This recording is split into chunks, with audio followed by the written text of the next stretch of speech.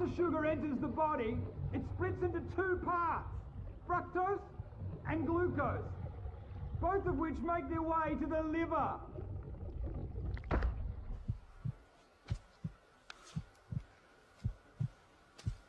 Now, once in the liver, the glucose is dealt with efficiently.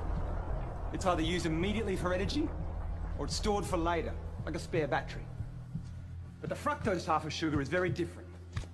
The liver doesn't have a system to regulate the fructose because it was so rare in nature. So it hoovers it out of the bloodstream whether it needs it or not. And if all our spare batteries are full, then it rapidly turns it into fat.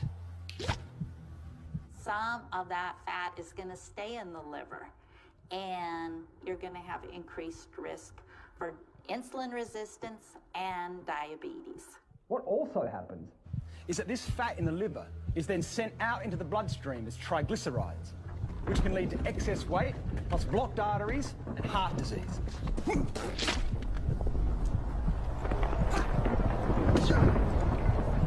Now, when we're eating lots of sugar and other carbohydrates like bread and pasta, we're producing lots of glucose. A hormone called insulin is released, which is like a key that helps to open our cells' doors so they can absorb all the glucose, remove it from the bloodstream, and burn it for energy. The more glucose in the blood, the more insulin is released.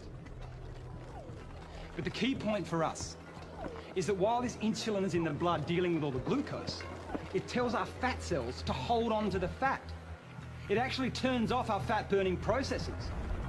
So when we're eating lots of sugar, we're putting fat into our bodies via the fatty liver. Plus, because of all the glucose, we maintain the level of insulin, which tells our fat cells to hold on to the fat. We can't burn off fat when insulin is around dealing with all the sugar. This is what may be happening to a huge number of the population. It's highly unlikely with Brenton, though.